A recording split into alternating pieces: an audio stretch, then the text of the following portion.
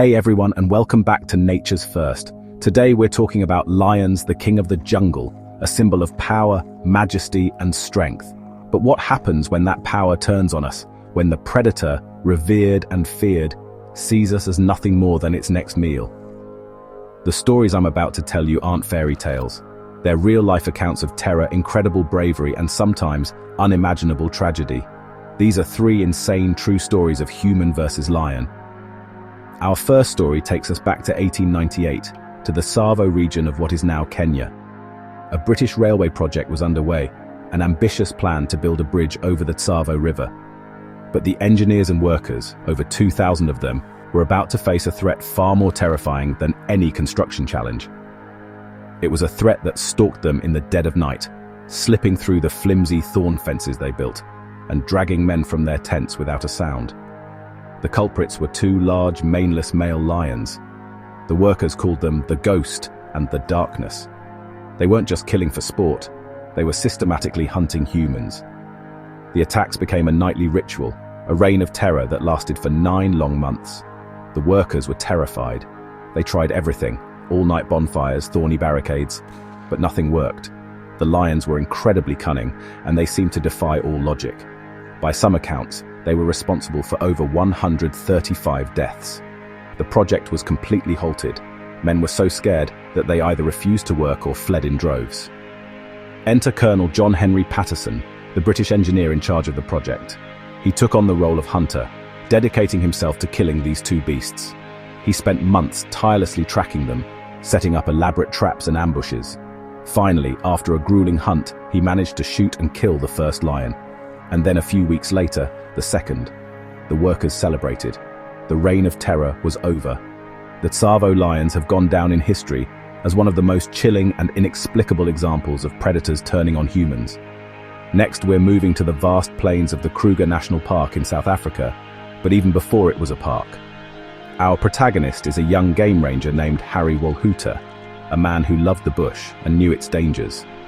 In 1904, while on a patrol with his dogs and horse, he was suddenly ambushed. He was riding ahead of his companions, a move that would prove nearly fatal. A large male lion sprang from the shadows. Wolhuter had no time to react. The lion landed on his horse, and the startled animal threw him to the ground. In that moment, a second lion attacked, grabbing him by his right arm and shoulder. The lion began to drag him, pulling him away like a rag doll. With every step, the lion's claws dug into his thighs. He was in agony, the purring of the satisfied big cat filling his ears as he was dragged off to be eaten. But Wolhuter had a secret weapon, a small 3-inch knife he carried in his belt. As he was being dragged, he managed to feel for the knife, grip it tightly, and start stabbing the lion. He drove the blade into the lion's shoulder and neck, over and over, until the astonished animal finally let go. Standing up, covered in blood, he screamed at the lion, which was enough to make it turn and leave. But there was still the other lion to deal with. Luckily, Wolhuter's dog, Bull, had chased it off. He was able to climb a tree and wait for his companions to find him. Wolhuter survived, and today that knife and the lion's skin are on display, a testament to his incredible fight for life. Our final story is different. It's not about a lion in the wild, but about a lion that was brought into the home. This is a cautionary tale about the illusion of taming a wild beast. The Berberov family in the Soviet Union became famous in the 1970s for raising a lion named King in their small apartment. The story was a sensation. People were fascinated by this family, who treated a wild predator like a house cat. King was a star, appearing in movies and living in what seemed like perfect harmony with the family's other pets, a dog and a cougar. But the family's world began to unravel. The first king was eventually shot by police after he attacked a passerby.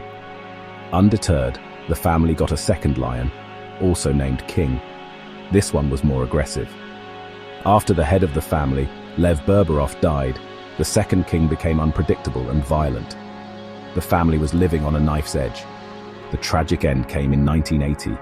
The lion became agitated and attacked the mother, Nina. Their 14-year-old son, Roman, tried to save her, but the lion turned on him, killing him instantly. Police were called and the lion was shot. This gut-wrenching story serves as a stark reminder that no matter how much we love and care for a wild animal, its primal instincts will always be just below the surface, waiting to erupt. These stories remind us of the incredible power of these animals and the thin line between predator and prey. Whether it's a historical rampage, a moment of desperate survival, or a tragic lesson about nature, the lion's true power commands our respect and our fear. Thank you for watching. What's the wildest animal encounter you've ever heard of? Let me know in the comments below, and don't forget to like and subscribe for more stories from the wild. Credits: written and narrated by Nature's First.